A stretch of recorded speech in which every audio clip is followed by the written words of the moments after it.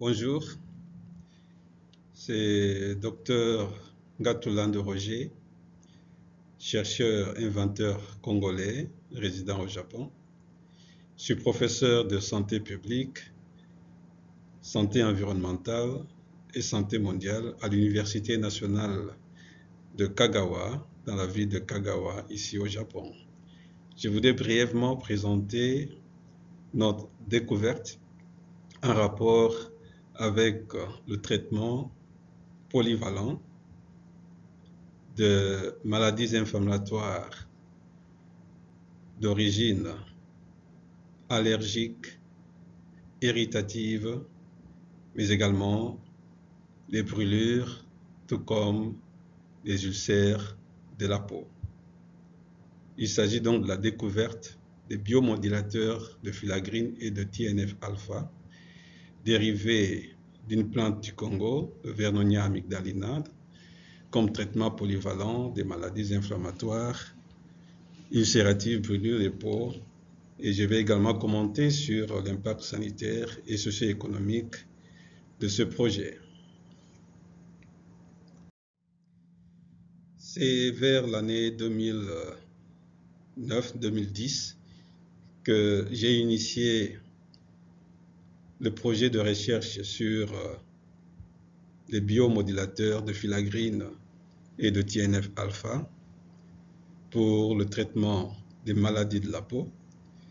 Et j'ai exploité donc quelques plantes du Congo et du Japon, notamment le Vernonia amygdalina de la RDC, l'agrume Gymnus citras, qui est une espèce de citron de la ville de Kochi au Japon, et l'algue de rivière de la ville de Kumamoto au Japon, l'algue que nous appelons le Suisenji nori. Et cela a abouti, n'est-ce pas, à la découverte des biomatériaux contenus dans ces plantes, ayant comme propriété d'abord la modulation, la réduction de la production de la filagrine, qui est une protéine conditionnant la barrière de la peau, la barrière protectrice de la peau. Aussi la réduction de la production d'un puissant marqueur de l'inflammation, le TNF-alpha, mais également d'autres médiateurs de l'inflammation qu'on appelle les Th2, par exemple l'interleukine 4, 5 et 13. Et l'avantage particulier de ces biomodulateurs de filagrine et de TNF-alpha, c'est qu'ils favorisent la régénération des tissus et des couches de la peau endommagées par des agents extérieurs ou alors les microbes. Et cela réduit, n'est-ce pas, leur effet est de réduire sensiblement l'inflammation et de favoriser, n'est-ce pas, la restauration de la peau normale. Donc jusque-là, pendant une dizaine d'années, j'ai donc découvert 3 phytomédicaments, les bio-MFTA, c'est le terme anglais que j'utilise. Et il y a un 4e produit qui dérive également d'une autre plante du Congo, donc à 100% congolais, qui est également sous investigation. Donc le numéro 1, c'est l'Amex-RN. Amex, c'est un nom qui provient, n'est-ce pas, de la plante, du nom de la plante de la RDC, hein, amygdalina. Et puis, donc, comme nous utilisons les extraits, donc Amex, extrait. Et RN, c'est ça provient de mon nom, donc Roger Ngato. Le 2e produit, c'est Beni CD. Le Beni, c'est le nom du premier malade que nous avons soigné et guéri, qui avait, n'est-ce pas, un eczéma qui s'est compliqué parce qu'il y avait des traitements traditionnels qu'on avait utilisés après l'échec du traitement médical. Et cela a entraîné des lésions au niveau du genou, des plis du genou, avec des adhérences, et l'enfant avait difficile à marcher. Donc nous l'avons soigné pendant environ 6 semaines et elle s'est rétablie. Et CD, c'est Congo démocratique. Et Beni, c'est également la ville martyre de la RDC, de l'Est de la RDC, dont nous avons voulu honorer cette ville martyre, Beni CD. Donc Beni CD associe Amex, donc l'extrait de la feuille de la plante, à l'extrait de la peau de Genus citrus et ça donne un meilleur effet anti-inflammatoire et ça favorise une régénération beaucoup plus rapide des tissus endommagés, donc la guérison est beaucoup plus rapide. Et il y a également deux molécules bioactives provenant d'Amex et de Genus citrus, donc il y a le verdonadine et puis le limonène qui est interpénoïde. Donc les deux associés ont un effet similaire avec Beni CD. Ici nous avons des figures qui nous montrent ce que nous avons déjà réalisé comme recherche avec ces biomatériaux modulateurs de filaggine et TNF-alpha. À ma gauche, donc, vous avez d'abord la plante Vernonamidalina du Congo et qui contient une des molécules les plus actives, n'est-ce pas, de cette matière première, donc la vernodaline. Et nous utilisons également le Genus citrus, l'espèce de citron, qui contient, dont la peau contient, n'est-ce pas, en grande partie le limonène. Et en bas, nous avons donc une explication sur le mécanisme d'action de ces biomatériaux. Donc, EAMX-RN, BNICD, vernodaline favorise la production de la filagrine au niveau de la couche externe, la couche superficielle de la peau, donc l'épiderme. Et cela amène à ce qu'il y ait rétention de l'eau au niveau de la peau et l'amélioration de la barrière cutanée, donc la fonction de la barrière protectrice de la peau. Donc cela favorise la régénération des tissus endommagés ou des couches de peau endommagées par la maladie. Et en entrant à l'intérieur, les molécules bioactives de ces biomatériaux vont, n'est-ce pas, réduire l'expression ou la production des médiateurs de l'inflammation, surtout le TNF-alpha, mais également des TH2 cytokines. Et nous avons au milieu, donc au-dessus, l'étude clinique réalisée. La première étude clinique réalisée au Congo, où nous avons soigné plus de 500 malades avec les mêmes biomatériaux. Et ici, nous présentons les résultats en rapport avec les malades ayant souffert d'eczéma atopique, donc allergique, et eczéma de contact. 25 malades donc. Et nous avons comparé les groupes de malades ayant été soignés avec nos biomatériaux,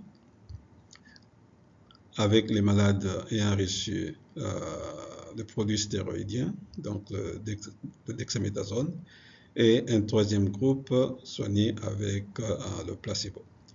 Et le résultat a montré que, et pour la réduction des démangeaisons, donc le prurite, et la réduction de la sévérité clinique de la maladie, c'est Amex-RN qui avait un effet beaucoup plus thérapeutique meilleur pour et les démangeaisons et les lésions de la peau liées à la maladie.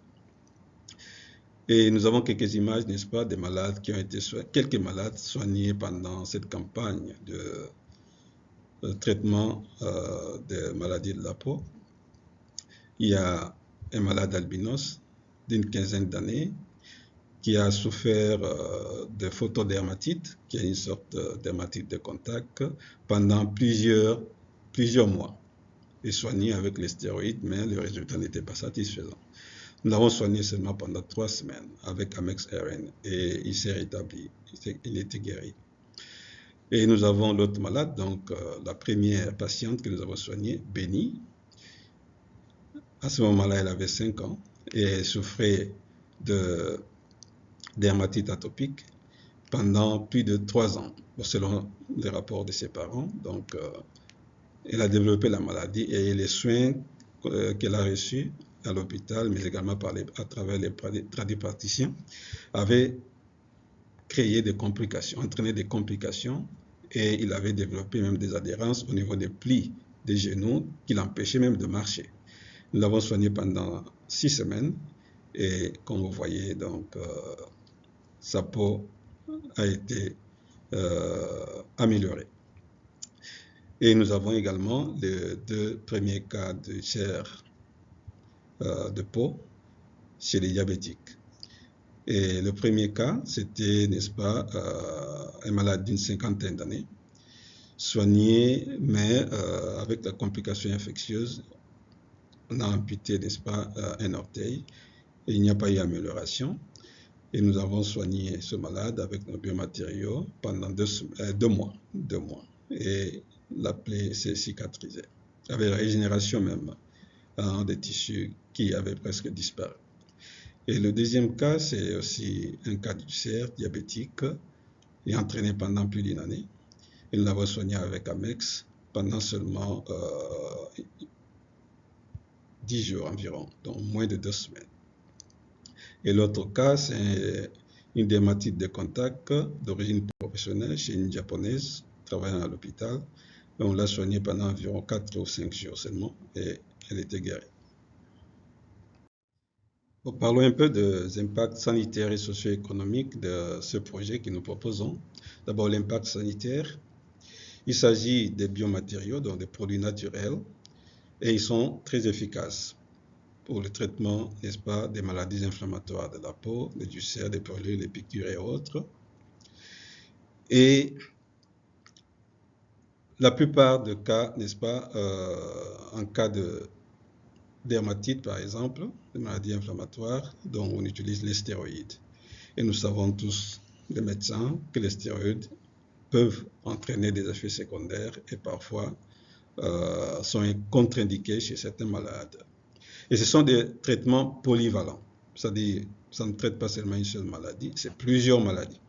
Pas seulement les maladies inflammatoires, mais également tant d'autres pathologies de la peau que nous avons énumérées bien avant. Et ces nouveaux traitements vont contribuer à la santé des communautés congolaises bien sûr d'abord, mais en Afrique également, et au niveau international, pourquoi pas en Asie et en Europe, où nous avons beaucoup de cas de malades souffrant de dermatites d'origine allergique. Et ils n'ont pas beaucoup de choix thérapeutiques. En cas d'échec de traitement avec les produits stéroïdiens, ou en cas de contre-indication des produits stéroïdiens, parfois ils ont très peu de choix thérapeutiques à réaliser. Et parfois, ce sont des choix thérapeutiques qui coûtent très cher. Donc le rapport coût-efficacité est beaucoup moins favorable pour les malades, pour les familles, alors que ces produits que nous proposons sont naturels. Et si c'est produit chez nous, manufacturé chez nous, donc le coût sera très réduit. L'impact socio-économique. D'abord, l'amélioration du social, donc du statut socio-économique des ménages, des membres des communautés, surtout, je regarde parce que nous pensons développer des vastes plantations dans les milieux réels, donner de l'emploi aux mamans dans les villages, aux jeunes désœuvrés, surtout les filles, qui pourront, n'est-ce pas, avoir à travailler dans ces plantations et à gagner de l'argent pour leur famille. Contribution à l'économie nationale, donc la vente des produits, parce que nous aurons à installer une unité de production à Kinshasa ou ailleurs, en province, et exploiter, n'est-ce pas, ces découvertes et exporter même, comme je l'ai mentionné, vers l'étranger. Et cela va ramener de l'argent au pays, en RDC, et nous aurons à payer des taxes. En payant des taxes avec les ventes que nous aurons à réaliser, c'est le trésor public congolais qui va gagner.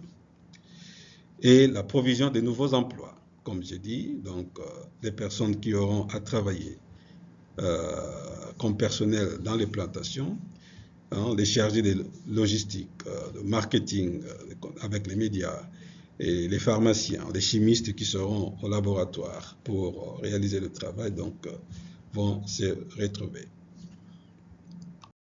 Ici, nous résumons en quelque sorte l'implémentation, n'est-ce pas, de ce projet en RDC. Nous avons deux activités principales. D'abord, le développement des plantations, des vastes plantations, surtout en milieu rural, pour augmenter la production des matières premières à exploiter pour produire ces phytomédicaments. Et l'unité de production qui sera, n'est-ce pas, installée, soit en partenariat avec un labo pharmaceutique ou une firme pharmaceutique déjà existante, congolaise et déjà existante au pays, dont nous aurons besoin d'équipements, des outils de production. Et il y aura aussi des activités de production au niveau des laboratoires. Donc, l'acquisition et exploitation de terrains en province, l'acquisition d'équipements et de matériels agricoles, et les moyens logistiques qu'il faudra avoir, le matériel de production. Et il y aura également donc la publicité pour faire connaître ces produits. Donc la publicité, le média, l'outil informatique seront nécessaires. Et les ressources humaines, donc je parlais d'agronomes, des logisticiens, des personnels de marketing, des personnels d'exploitation agricole, des femmes, des jeunes, des œuvrés en milieu rural. Ici, vous avez les publications scientifiques qui sont en rapport avec cette découverte, ces découvertes des biomatériaux modérateurs de filagrine et de TNF-alpha. Vous avez les médias congolais, les médias japonais qui ont aussi publié, voire même la célèbre chaîne japonaise de télévision, NHK. Et vous avez donc deux livres qui sont consacrés à des biomatériaux que nous avons découverts, sur lesquels nous avons travaillé, bien sûr avec la collaboration de chercheurs japonais. Et vous avez des articles scientifiques publiés et des chapitres des livres qui ont été publiés depuis 2010 jusqu'à récemment en 2018. Ici, nous présentons quelques échantillons que nous utilisons des produits. Je pense l'avoir mentionné. Le produit n'est pas encore commercialisé. La première découverte d'Amex-RN, c'est la première université où j'ai travaillé qui voulait exploiter cette découverte en signant un contrat de partenariat avec une firme locale de Kochi. Mais ils ont, n'est-ce pas, changé le plan initial qui était de pouvoir exploiter des matières premières venant du Congo, donc la plante. Ils sont allés prendre une plante d'Indonésie qui n'a pas donné de bons résultats. Donc, ils ont abandonné le projet. Ils m'ont demandé donc de continuer le chemin. Et vous avez également les prix reçus. D'abord, le premier prix, c'était le prix de meilleure recherche, meilleur chercheur de l'année à l'université de Kochi, grâce, n'est-ce pas, à la découverte de ces biomatériaux. Et nous avons également le prix de recherche pour l'université, donc pour l'université et la faculté de médecine. Et nous avons les deux brevets d'invention, donc le brevet international, le premier qui a été reçu en 2012 à Genève avec l'Organisation mondiale de propriété intellectuelle, et le brevet national délivré par Japan Patent Office, donc l'organe qui délivre des brevets au niveau national au Japon.